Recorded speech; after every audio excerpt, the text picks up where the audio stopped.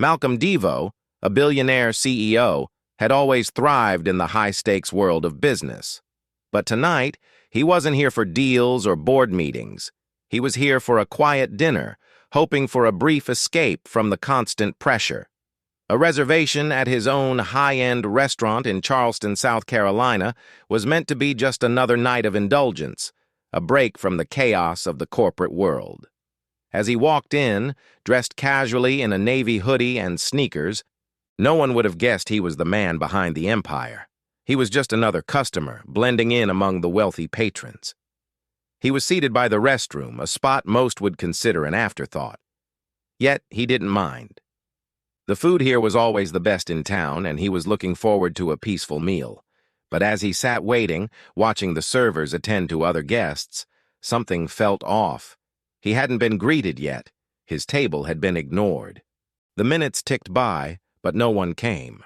Little did he know, tonight wouldn't be like any other dinner he'd had before. Malcolm sat in silence, watching as the servers moved about, attending to every table except his. He had arrived at the restaurant with no fanfare, no entourage, just hoping for a quiet evening. But as time passed, the growing sense of being ignored gnawed at him. He glanced around the room, noting how the other guests were quickly greeted, their orders taken with a smile. He wasn't being treated like them. It wasn't just bad service. It was something else. 10 minutes passed. His stomach growled. Still, no one approached. He could feel the eyes of the staff glancing at him from time to time. The servers were whispering, their nervous glances darting away when they saw him looking. What was going on? Then, the waitress, Naomi. She came up slowly, her movements uncertain, like she wasn't sure if she was supposed to be there. She didn't meet his eyes when she placed the menu in front of him. Instead, she lingered for a moment, then turned to leave, but not before glancing at him once more. It was a fleeting look, quick, almost imperceptible. But there was something in it. Fear? Hesitation?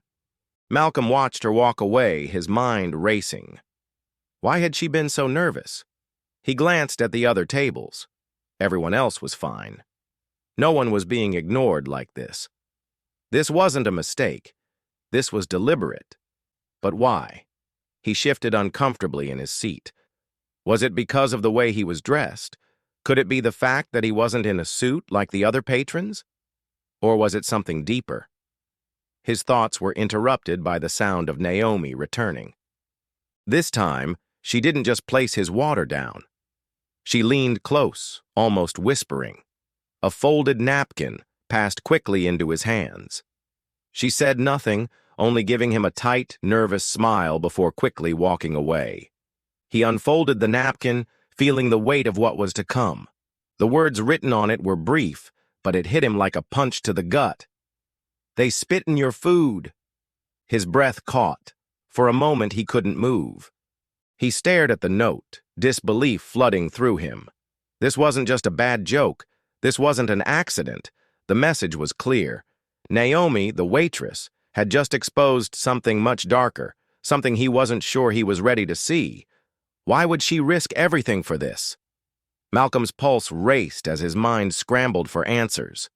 Was this some kind of conspiracy? Was Naomi trying to warn him about something much bigger? The whispers, the glances. This wasn't just bad service. It was a warning. As his mind raced, the realization hit him. He had to find out what was really happening behind the scenes of his own restaurant. But the deeper he dug, the more he wondered. Was he prepared for what he was about to uncover? Malcolm's heart pounded as he stood up from the table, his grip tight on the napkin. Every nerve in his body screamed for action, but his mind was clouded with uncertainty. The note in his hands had shaken him to the core, but he knew there was only one way forward. He had to confront it. He had to face the truth. Naomi's warning had unlocked something much deeper. The restaurant was more than just a business to him. It was a reflection of his power, his image. But what had been happening behind the scenes was far uglier than he could have imagined. He stood at the back of the kitchen door, watching as staff moved about, oblivious to his presence. The smell of sizzling steak and freshly baked bread filled the air, but it was drowned by a growing sense of dread. He needed answers. The head chef, a tall man with rough hands, walked past. Malcolm grabbed his arm, his voice low but firm. "What's really going on here?" The chef jerked back, eyes widening as he realized who it was. For a moment there was silence. Then the words came out in a rush, like a dam breaking open. "They're racist. The staff, some of them, they've been deliberately sabotaging food.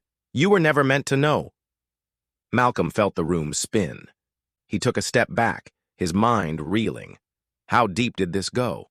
How long had it been happening? The realization struck like a lightning bolt. He had been blind to it all. All the signs, the whispers he had ignored. They weren't just coincidental. They were real. The system of injustice ran all the way through his business. He turned, the weight of betrayal settling heavily in his chest. Naomi had risked everything to warn him, but now he was caught in a web he never asked to be part of. Was he ready to tear it all down? Could he?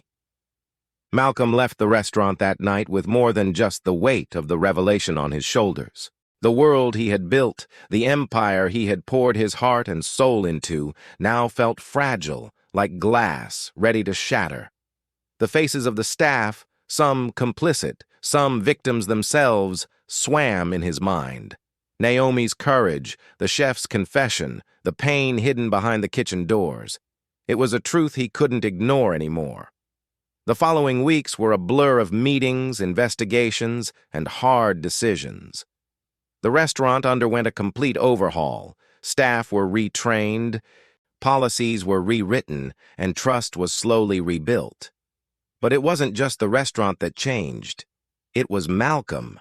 He had been forced to confront something far darker than the failing reputation of a luxury restaurant. It was the racism embedded in the very systems he had once turned a blind eye to. As he sat at his desk in his office, staring out at the skyline, he realized how deeply this issue ran. It wasn't just a matter of bad service or personal grievances. It was about systemic injustice, about people being treated as less than human based on the color of their skin. His story wasn't unique. It was one of millions, stories of silent suffering, of people quietly enduring humiliation and pain. Malcolm could no longer look away. The experience had altered his perception of the world, and it was up to him, and everyone who had the privilege to act, to do something about it. Now the question lingered. Will this story be remembered as a turning point? Or will it be just another forgotten moment in history? The time to take action is now. We can no longer remain silent. Can you?